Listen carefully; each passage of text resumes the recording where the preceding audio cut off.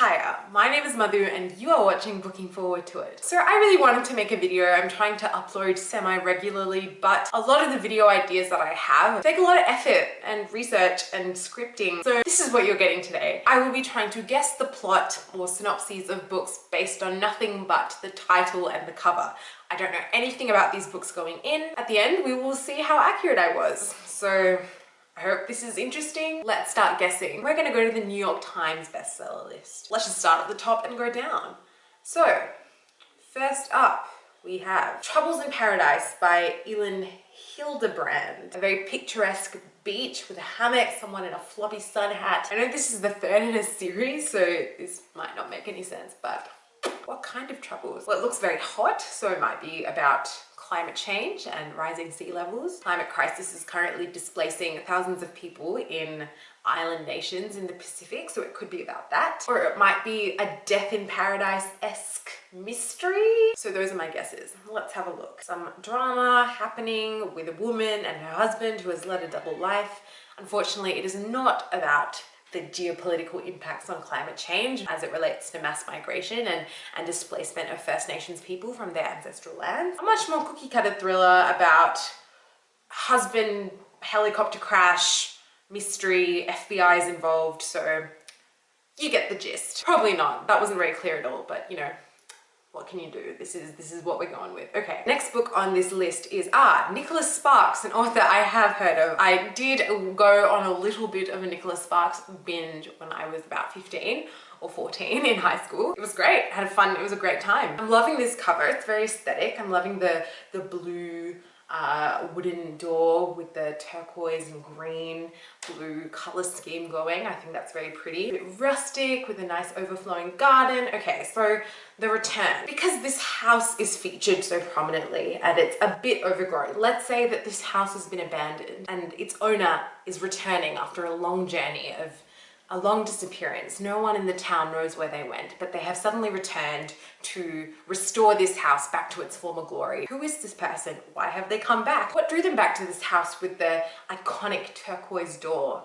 Or maybe it's about a person who's lived in this house for centuries. Centuries? Maybe not. Maybe it's about a person who's lived in this house for years and they're waiting for a disappeared lover to return from a quest that they embarked on eons ago, but they haven't heard from them since. And it's about this person's loyalty to their beloved, how steadfastly they await their return because they never lose faith. Okay, couple of options there. Let's see how close I was. So it's about an injured Navy doctor. He's been sent home from Afghanistan with really bad injuries because of a bomb blast that happened while he was on tour.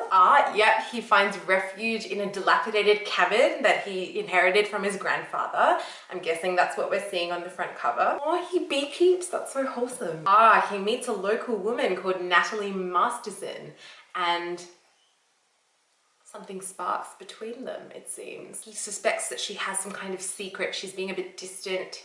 She's not being completely forthright with him, so he starts to suspect that something is amiss. There's also a mystery surrounding a teenage girl named Callie who says she's 19 and she works at the local sundry store and is very reclusive. She keeps to herself. Trevor, who's the Navy doctor, he is hoping that Callie can shed light on mysterious circumstances of his grandfather's death, but she offers few clues until a crisis triggers a race that will uncover the true nature of Callie's past. So, interesting. I think I was kind of on the right track there with someone returning from a journey to a sort of home base, to a small town setting. Cool.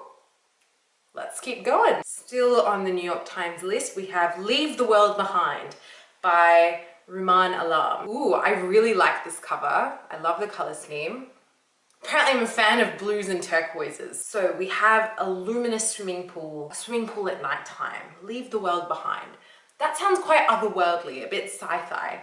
So from this I'm getting that this swimming pool is a portal to another dimension, or if you dive into the swimming pool at a certain point in the night or at a certain time of year when the stars align, maybe there's an astrological component to this, then you can leave the world behind. You leave your world, you're transported into another dimension or to another time. Maybe it's a time traveling swimming pool, kind of like Before the Coffee Gets Cold, but instead of a cafe, It's this swimming pool. Oh, there's a diving board. Maybe you have to jump off the diving board to experience this pool's time traveling qualities. Okay, time traveling swimming pool.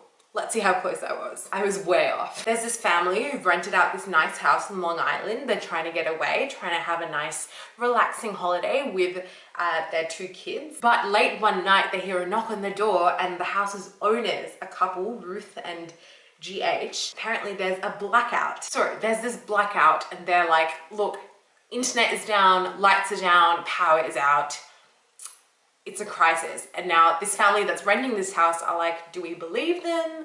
What's happening? Can we trust these people? They're very isolated from everything, so they have no way of knowing whether or not this couple is telling the truth. Not what I was expecting at all. Ooh, this looks wholesome. Okay, so this next novel is called Anxious People by Frederick Backman. It has this beautiful hand-drawn illustrated style cover that I'm a huge fan of, and the yellow background. I'm a sucker for a bit of mustard yellow, so ticking all my boxes here. Anxious people kind of reminds me of normal people, so maybe it's that premise except for people with anxiety. So maybe the 2 people on the front cover, maybe they're destined to fall in love. Maybe they become lovers, but they have to navigate the struggles of living and coping with anxiety and with mental illness, and how that manifests and how that sort of impacts their ability to have this relationship and their ability to be a couple and to be together and have a life together.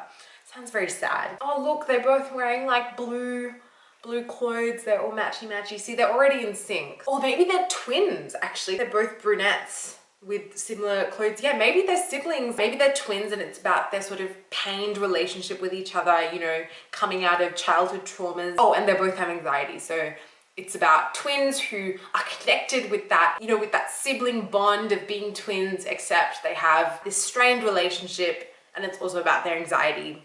So romance or twins. Let's see how close I was. Anxious people. Oh, okay. The premise sounds way more interesting than what I was describing. This is a poignant comedy about a crime that never took place. A would-be bank robber who disappears into thin air, and 8 extremely anxious strangers who find they have more in common than they ever imagined. So this book appears to be about a bunch of people who are in an open house viewing this property that they're considering buying, but it quickly turns into a hostage situation when a failed bank robber bursts in and takes everyone hostage at gunpoint. And through this shared adversity, all the hostages sort of start bonding and start sharing the details of their lives and revealing long hidden truths. The police are surrounding them, television channels are there broadcasting this, it's becoming this huge story. Before long, the robber must decide which is the more terrifying prospect: going out to face the police or staying in the apartment with this group of impossible people. It's described as a poignant comedy. Okay, this sounds really interesting. I'm getting kind of Community vibes from this. That kind of sense of humor that's a bit satirical, a bit, you know, not really taking itself too seriously. Oh, and a couple of people I'm friended on Bookreads. A couple of my friends on Goodreads have marked it as one to read, so cool, I have now marked it as well. So that actually sounds really interesting. I'm intrigued. The next book on this list is Jodi Picoult's The Book of Two Ways. I don't know if it's Picoult or Picoult, like Yakult. Anyone drink those? They're super gross. Don't drink them, they're bad. Let's go with Picoult, because I've heard it pronounced a couple of times like that on BookTube. Book of Two Ways. I'm getting a sort of sunset vibe. Oh, maybe that's the earth and it's the sun behind the earth. The Book of Two Ways. What could this book be about? It's so abstract. Two ways. It's like a diverging path. I know Jodi Picoult writes a lot of courtroom dramas. Someone is trying to get to a courthouse, but they meet a diverging path. Very like Robert Frost, Road Less Traveled By. Maybe if they take one path, their life would become vastly different. It like changes the course of their life compared to what it would turn out to be, what their life would be if they took the other path. Maybe it's about that. Maybe it's about this lawyer at a crossroads, at a literal crossroads, on the way to like a routine court appearance, and they have to like make this choice that they don't know that they're making. And it follows like this multiple dual history of this person's life. Okay, these plot predictions are very on the nose. So clearly I'm not a very sophisticated book synopsis predictor. Again, loving the yellow and gold color scheme. Blue and yellow. This is I'm really digging this color scheme. I'm I can get behind this cover trend. Okay, it comes a riveting novel about the choices that change the course of our lives. Okay, I'm getting warmer. Everything changes in a single moment for Dawn Edelstein. She's on a plane when the flight attendant makes an announcement. Prepare for a crash landing. Oh my God, this is so stressful. She braces herself as thoughts flash through her mind. The shocking thing is, the thoughts are not of her husband, but a man she last saw 15 years ago, Wyatt Armstrong. Okay, so maybe it's about lost loves, the one that got away. So she survives this crash. Spoiler alert, no, I'm glad she survives. But she suddenly has all these doubts about her life. Now she has to figure out what she's going to do with this huge revelation that this near-death experience has left her with. So does she stay with her family, or does she go and seek out this person, this lost person from her past? David Baldacci, Walk the Fire. It's very simple. You've got the black background and the yellow, the orange, fiery yellow text. And you've got a figure of a man. Maybe this is a desert thriller. Maybe this is about, oh, it could be a horror. Maybe it's about like a monster lurking in the sand amongst the dunes, amongst the sandstorms. This man who gets lost into the desert and he encounters this vicious demon beast, and it's about the struggle, his journey trying to escape the clutches of this beast, this mythic desert monster, to return to civilization where he can find shelter and water and food and refuge. Sand monster. Let's go. Goodreads, tell me how wrong I am. What's it called again? Walk the Fire. Walk the Wire. Have I been saying walk the fire the whole time? Whoops. Walk the Wire. Okay, it's about an FBI consultant who has to solve a gruesome murder in a booming North Dakota oil town. So it's a fracking town with cracks beneath the surface. It's had a sudden economic boom with the fracking industry, but now there are drugs and property crimes and prostitution and now murder. So all of these social problems happening, and of course, the cops are involved. Okay, so it's not a supernatural horror set in a sandstorm infested desert. It is just a crime novel about fracking. Fracking being the biggest crime of all in this context, right? Because fracking is gross, don't frack. Okay, let's go paperback trade fiction. This looks interesting. The Bookwoman of Troublesome Creek by Kim Michelle Richardson. We've got the classic decapitated woman on the front cover, a staple of the publishing world. She's sitting on some steps. We've got a few logs. She's holding a stack of books that are bound together by string. Perhaps this is the bookwoman that we're seeing on the front cover. Now, what is a bookwoman? Maybe this is a mysterious woman who just hands books to people. Maybe she has this otherworldly knowledge of someone's soul. The Bookwoman of Troublesome Creek. Oh, maybe it's about a librarian. There's this town, it's called Troublesome Creek. It's by this raging river. They've called it a creek. The people who settled this little village called it a creek to make it a bit more palatable to attract people to come live there, but actually it's this dangerous river that has taken the lives of many people who thought they could best it, who thought they could swim across it, who thought they could wade in to fetch something that had fallen in, but no, it's deceptively treacherous. Maybe this is about a librarian who lives next to this creek, and because she has lived here for such a long time next to this, you know, cursed creek, people view her as a kind of witch. People don't trust her. People are like, okay, why does she live so close to this dangerous creek? You know, that's not what normal people do. Maybe we shouldn't trust her. Maybe she's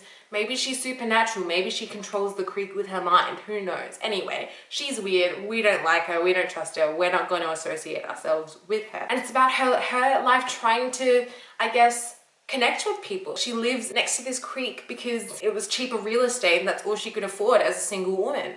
Who knows? This is just ridiculous. I'm really grasping at straws here. I apologize for anyone who's enduring this video. Oh, it is about a librarian. It's about a lonely young Appalachian woman who joins the historical Packhorse Library Project of Kentucky. She's the last living female of the rare Blue People ancestry. I wonder who the Blue People are. A group of people in Kentucky who have a rare skin condition that makes their skin blue. And okay, this bookwoman is the last living female of that ancestry. Oh, and she is passionate about spreading literacy and books and reading to the people in her community. And it's about fostering joy and comfort and human connection through a shared love of reading and books and stories. That sounds really beautiful. So she rides up and down the slippery creek beds and up treacherous mountains on her mule to deliver books to people. There is a sort of treacherous natural feature element there. I wasn't too far off. Okay, this sounds stunning. So that was it. That was me guessing some book synopses. I hope that was interesting. Thanks for watching if you made it this far. Like I said, I'm really grasping at straws for some video ideas, so I will try and put a bit more effort into my next video, I promise. Let me know if you enjoyed this. I'm sorry if it was totally boring. Comment down below if you've read any of these books. Maybe you were playing along, maybe you were trying to guess the synopses with me. And if so, let me know how close you got to the actual plot and the actual premise. I'd be so curious to know. But until next time, I am looking forward to seeing you very soon.